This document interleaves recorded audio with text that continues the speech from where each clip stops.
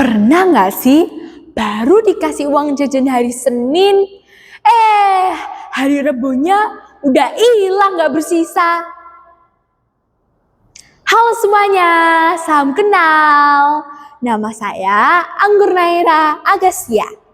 Saya kelas 8 dari SMP Montessori. Hari ini saya akan membawakan sebuah cerita yang berjudul Dompet Ajaib dan Harga Sebuah Mimpi. Cerita ini terinspirasi dari pengalaman dan juga beberapa kisah dari kalangan remaja, termasuk saya. Yuk kita mulai kisahnya. Di suatu siang yang terik, Dara dan Kevin sedang mengobrol di sekolah. Karena iseng, Dara membuka dompetnya kosong. Hah? Kenapa sih semua uang yang aku punya di dompetku itu selalu lenyap?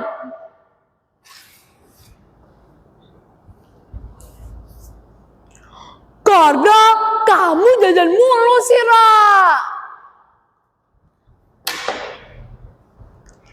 Di siang hari yang sama, di rumah nenek, Dara menemukan dompet tua yang berada di gudangnya. Karena iseng, ia membukanya dan menaruh selembar 10.000 di dalamnya. Dan tiba-tiba, wahai anak muda, kalian ingin tahu tidak arti sejati dari uang? Pegang erat-erat ya. Angin bertiup, cahaya mengkilap, dan wush, mereka terlempar ke masa lalu. Sekarang mereka berada di pasar jadul. Anak-anak main congklak, dan harga es lilin cuma 5 perak. Loh, ini di mana ya? Kayak zamannya nenek ya.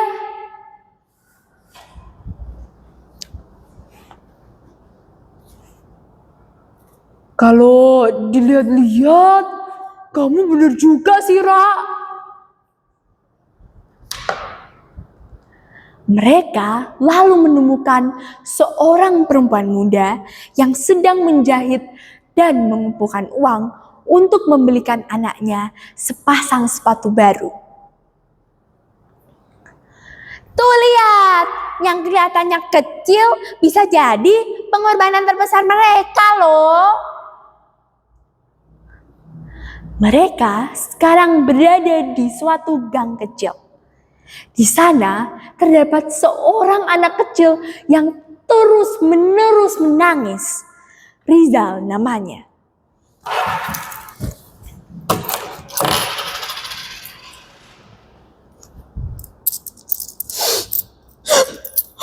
Gimana ini?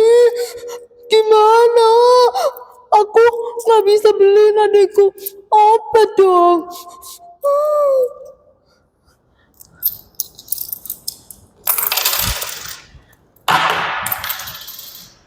Rizal menangis karena uang yang telah ia simpan untuk membelikan adiknya obat telah hilang dicuri. Karena kasihan, Dara pun berinisiatif untuk memberikannya uang. Hei, sudah, jangan menangis. Ini aku ada sedikit uang buat kamu.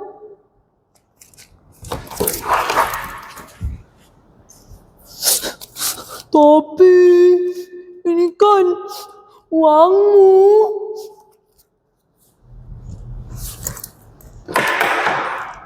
Udah, gak apa-apa. Sekarang aku jadi lebih mengerti bahwa membantu orang lain itu lebih berharga. Setelah semua itu, Dara sadar bahwa uang bukan hanya soal jajan, tapi soal cinta dan bijak untuk memilih. Aku mau berubah. Aku mau jadi lebih bijak. Sejak saat itu, Dara dan Kevin rajin mencatat pengeluaran mereka. Mereka juga rajin nabung dan mereka melakukan gerakan bijak rupiah di sekolah mereka. Ada tantangan hemat jajan dan juga lomba untuk memberi barang bermanfaat. Aku bangga bisa lebih bijak untuk memakai rupiah. Dompet itu pun terdiam. Tapi Dara tahu bahwa uang bukan hanya soal jumlah, tetapi soal makna di baliknya. Aku jadi mengerti dan sadar bahwa uang bisa menjadi bentuk cinta dan harapan. Teman-teman, yang ingin saya sampaikan dari cerita ini adalah bahwa yang terpenting bukanlah dompet yang berisi uang, tetapi hati yang penuh keyakinan.